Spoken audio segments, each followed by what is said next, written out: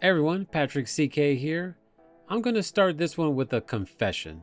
When Ostation reached out about this thing, my honest first reaction was that a $180 battery charger is a ridiculous product. I already own several battery chargers that were around $15 at most. 4 weeks later though, it's still sitting on my shelf, plugged in, and I have not thought about batteries once. Full transparency, Ostation sent me this unit to review. They did not pay for a positive review, and they don't see the video before it goes live. No passes here. With rechargeables, charging was never the hard part. That's been a solved problem for 30 years. The hard part is the drawer full of loose AA's where you couldn't tell me which were charged, which were half dead, and which had come out of a controller in the before times. Let's see what you get.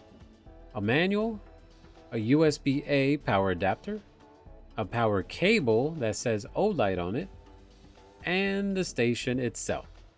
For a product this physically large, the box is refreshingly not full of junk.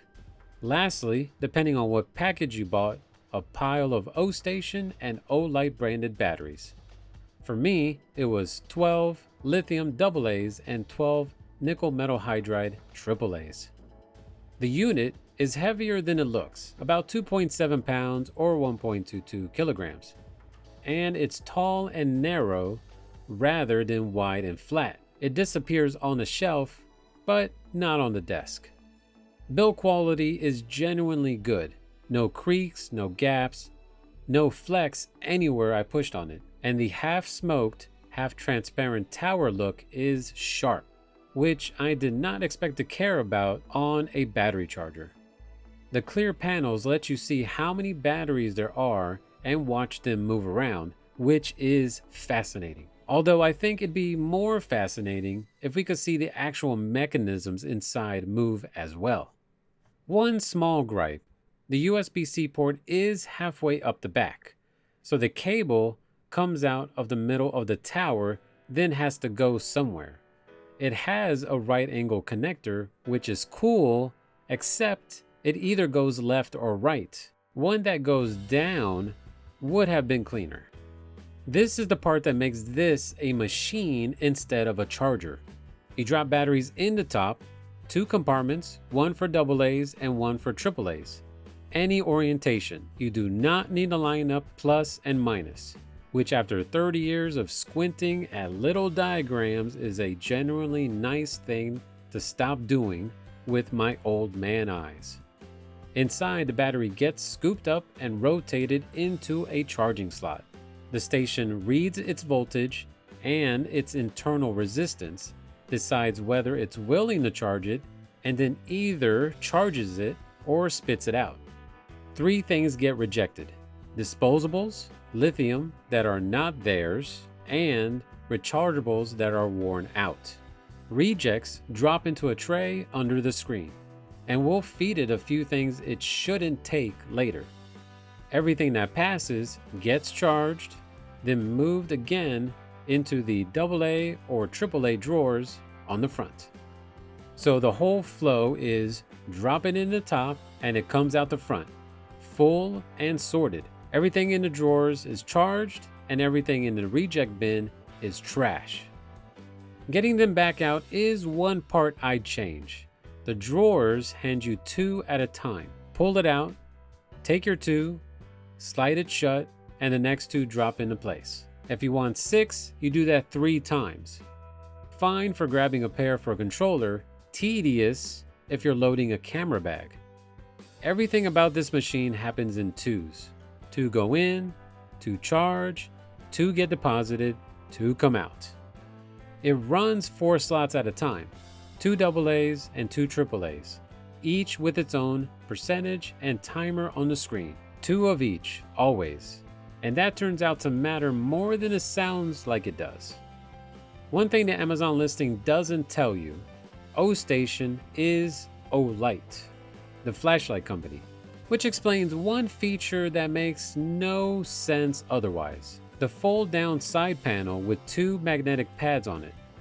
Those are Olight MCC ports for charging Olight flashlights. If you own Olight flashlights, that's a nice feature. If you don't, you're carrying a flashlight dock around forever. I don't own a compatible light, so I can't tell you how well they work. The arithmetic says each pad is 5 volts and 1 amp, so 10 watts for the pair, on a machine with an 18 watt power supply. So add 2 flashlights and you've handed better than half its power budget to the flashlights. We'll run into the 18 watt number again. Let's look at what this hardware is actually doing, starting with power, because it constrains everything else. The included adapter is 18 watts, and it's feeding 4 charging stations plus those 2 flashlight pads. So when the Ostation says 2.5 hours for a charge, that isn't a design choice, it's the ceiling. They claim a 5-layer protection list: overcharge, overcurrent, overheating, overvoltage, and short circuit. Testing any of that properly means deliberately faulting the thing with bench gear I don't own. So I'm just going to tell you I didn't test it. There's a genuinely clever bit to these cells that's worth understanding, and it's unique to this machine. A 1.5 volt lithium AA is not a 1.5 volt cell. It's a 3.7 volt lithium cell with a voltage regulator crammed inside beside it, holding the output steady. What's new on these is that the electronics inside the cell talk to the charger. That handshake is where the ID number, the cycle count, and the health figure come from. I haven't seen any other AA do that. About $54 of this bundle is batteries, and they're not all the same kind of battery. The AA's are 1.5 volt lithium. The AAA's are ordinary nickel metal hydride, the same as the Eneloops you probably already own. There's no lithium AAA, so only the AA's get the smart battery treatment. The AA's are good, more energy than a standard Eneloop out of the same package, and more consistent voltage while they deliver it. I have a problem with the AAA's.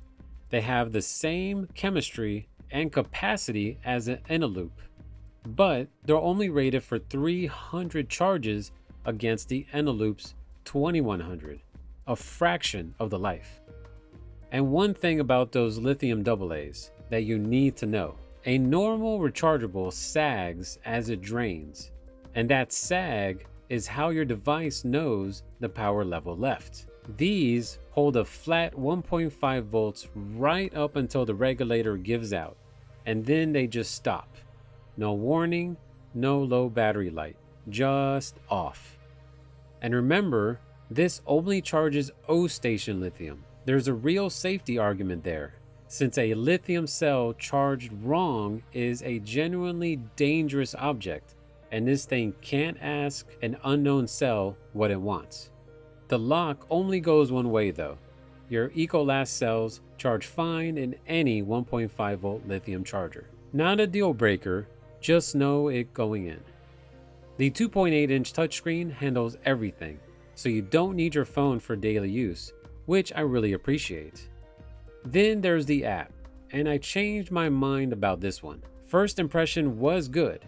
It looks sharp, the charging animation is nice, and the main screen is legitimately useful. It shows what's in the 4 slots live, percentages, times, and on the lithium cells, an ID unique to that individual battery, a cycle count, and a health figure. Being able to look at a specific AA and see what shape it's in is information I've never had about a battery before. Then I used it for 4 weeks and realized that the main screen is the app. Underneath it, 2 counters, batteries charged, batteries rejected. And read the label carefully because it says during this power on period. It resets every time. Below that, a pause schedule, and then settings, which are just the basics for any IoT device. That's the entire app, just 2 screens. Here's what bothers me. This machine measures every cell that goes through it, reads internal resistance, works out a health figure, hands each lithium cell an ID so it can recognize that specific battery again. That's more than any other AA charger I've owned knows about a battery. And then it throws it all away. No history, no record of how long anything took to charge, no inventory of your cells, no note of when each was last checked, no way to compare a battery's health today against 6 months ago.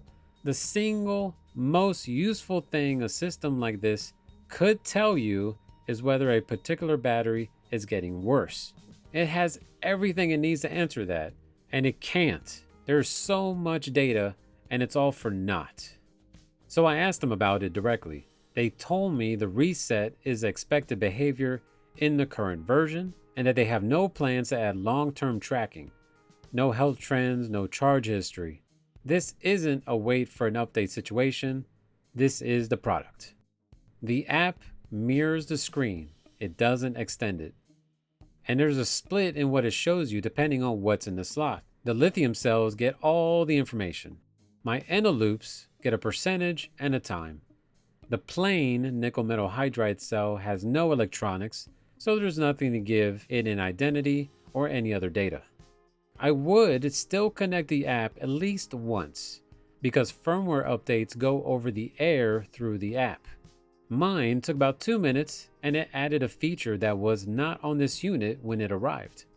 Hold your finger on the screen for about 5 seconds while batteries are charging, and it ejects them out of the drum and hands them straight to you. So when you can see a cell is close enough, you can just take it. That's pretty cool, and it's the best argument for installing the app, because you cannot get that feature any other way. You do have to create an account with an email to use the app at all, which means they have your email address and they use it. Close to a dozen marketing emails in about 4 weeks. It is 2.4 gigahertz Wi-Fi only, so make sure that band is available. And everything I just described is Android. They tell me iOS is identical, so no one has to wonder. Everything this machine actually does, it does without the app. So use the app for the firmware update and then get it off your Wi-Fi by turning off the connection toggle on the Ostation itself. Let's do some testing. First, polarity-free is the headline feature, so let's abuse it. The claim is that you drop batteries in without looking and without lining anything up. So that's what I did, a fistful at a time. No attention paid to which end was which. And mostly, it just works. It's true that you don't have to worry about positive and negative, but you still want to be careful about how you slot these in because it jammed on me a couple times. 2 cells got hung up at the top of the hopper. One went in at an angle, got caught, and wouldn't drop. A small push with a finger fixed it. Not a disaster as long as you notice it. So the polarity claim is good, but you still have to be a little careful with how you drop your batteries into the compartments. And then I did something deliberately stupid, because someone has to. I dropped a couple AAAs into the AA compartment. That did not go well. One fell into the drum, taking up just enough room that a AA could still fit in the opening of the drum, but not fully drop in, and it stopped the drum from being able to spin entirely. Another one had already made it inside, ridden in the drum all the way around, and got itself properly stuck.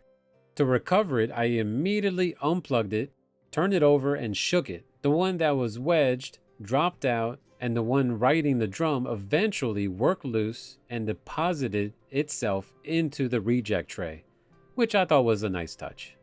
So my advice, don't do that. Now, let's see if it catches a fake. I took an almost dead alkaline AA and threw it into the mix. What's interesting about a dead alkaline battery is that it sits in the same voltage range as a nickel metal hydride. It will be hard to tell them apart without a good detection system. But the Ostation did figure it out and spat it out about a minute later into the rejection drawer. So the check isn't just reading voltage, it has to be measuring internal resistance, and a spent alkaline has far more of that than a nickel metal hydride does. That's the whole reason this thing can do what it does. I tried that last test again, but this time I threw it in with actual rechargeable batteries. I put in a lithium battery, then an alkaline, then 2 more lithiums. It pulled the alkaline out on its own, kept all 3 lithiums, and started charging them. That's pretty cool. Now let's get to some real numbers on it. First, heat, because this thing sits plugged in, charging lithium, unattended, and probably in a closet. So I put my InfraRay P2 Pro on it with all 4 slots running, 2 nickel metal hydrides and 2 lithiums. From the front, the body sits at 86.2 Fahrenheit with the hottest point on the face at 88.3, in a room at 84 Fahrenheit. Around the back where the power comes in, the body is cooler at 81.6, but the hotspot climbs to 89.6. So the peak anywhere on this thing was 89.6 Fahrenheit or 32 Celsius, about 15 degrees over ambient. That's cooler than you are. Your skin runs about 90, so the hottest part of this feels faintly cooler under your hand. And the reason goes back to that 18-watt supply.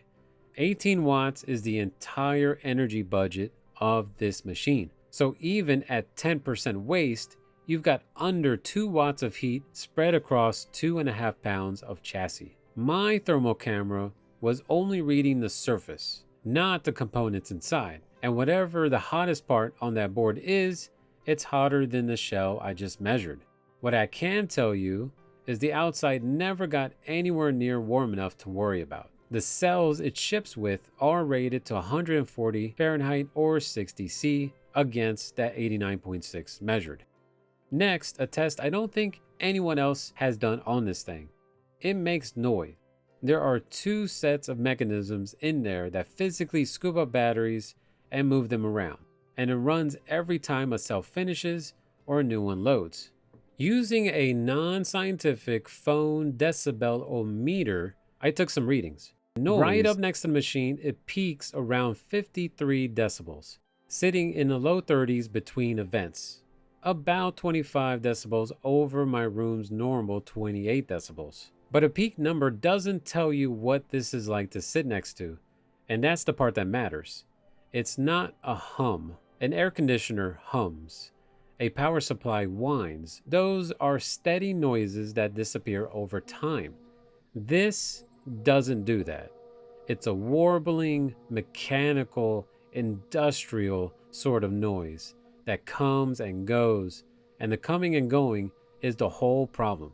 Listening to the soundscape, the gaps average about 9 to 10 seconds.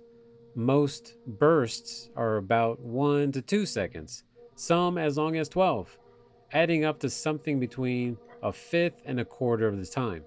10 seconds is an awkward interval, not long enough to forget the thing exists and not short enough to blur into the background. You can't tune out something that keeps starting over. Across the room, I never noticed it, but next to me, while I'm working, I would. It's not loud, it's the kind of intermittent clatter that's very hard to unhear once you notice it. Every one of those readings was taken with nothing in the machine, no batteries, all 4 slots empty, and when it makes that noise, it turns out to be more interesting than how loud it is. After a while of doing nothing, the Ostation goes to sleep, and it wakes up when you touch the screen or move it. There's actually an accelerometer in there. I tilted it while it was sleeping around 20 degrees, and it woke straight up and got to work. And when it wakes, it goes hunting for batteries. That hunt is the noise, and it keeps looking for just under 5 minutes. If it finds something, it stops hunting and starts charging, as early as 90 seconds in. And once it's charging, it goes quiet. If it finds nothing, it clatters for the full 5 minutes, gives up, and goes back to sleep. So the loudest thing this machine does is look for work it doesn't have. Knock the table with an empty unit on it, and you've bought 5 minutes of clattering. I asked whether that 5 minutes could be shortened in a firmware update. They said it's a built-in initialization routine, and because of the current hardware design, there are no plans to change it. That's just how it works. Now for the number that actually decides whether this is for you. It charges 2 of each size battery at a time, and it can hold up to 12 of each size for charging, so 6 cycles aside. But that math is optimistic, and here's what I caught just watching it work. 2 nickel metal hydride cells in together side by side. One's already at 99%, the other's at 68%. That first one is done, and it's still sitting in the slot. Come back a while later and it reads 100, still sitting there. Its neighbor has crawled up to 80 and nothing has moved. These come out in pairs, so a battery doesn't leave the slot when it's charged. It leaves when the one beside it catches up, which means a pair doesn't take as long as the average of the 2 cells. It takes as long as the worst one. Put a nearly full cell in next to a flat one and the good one sits there doing nothing, waiting on its partner. So for most of a full run, this isn't charging 4 cells. It has 4 slots, and some of them are holding the finished batteries hostage. I asked about that one too. They told me releasing 2 together comes from both the rotary mechanism and the firmware logic, and there are no plans to change it. So this isn't something a future update fixes either. Now, the AAAs are slow. A pair of AAAs take around 2 to 2.7 hours, and one of them I watched it take about 40 minutes to go from 95% to 100. 40 minutes for the last 5% of an 800 milliamp hour cell. At first, I thought the more power-hungry AA batteries were hogging the limited power budget, which made the AAAs take longer. But when I ran a pair completely alone, nothing else in the machine, they took the same 2 to 2.7 hours. So there's no clever explanation. The AAA charging is just slow. And I checked that with them as well. About 2.5 hours for a pair of AAAs is inside their design spec. So let's put a real number on a full load. AAs run about an hour and a half to 2 hours a pair. So 12 AAs is around 9 to 12 hours. AAAs run 2 to 240. So 12 AAAs is 12 to 16 hours. So let's call a full 24 battery load somewhere around 16 hours. That assumes everything goes in reasonably flat and reasonably matched. Put a nearly full cell next to a dead one, and that pair takes as long as the dead one. So the real number moves around depending on what you feed it. Bottom line, this is a genuinely good device and an easy one to buy for the wrong reason. You are not paying $180 for a battery charger. A perfectly good 8-bay charger is $12 to $30, and it'll charge more cells at once than this will. If charging is your problem, buy that and save $150. What you're paying for is that you never sort batteries again. If you go through a lot of AAs and AAAs, if you've got controllers and cameras and remotes and smart home sensors all pulling from the same pile, and if the part you actually hate is the not knowing, then yes, 4 weeks in, I haven't thought about batteries once, which is the highest compliment I can pay a thing like this. Now, if you go through 4 batteries a year, this is an absurd purchase, and I'm not going to pretend otherwise.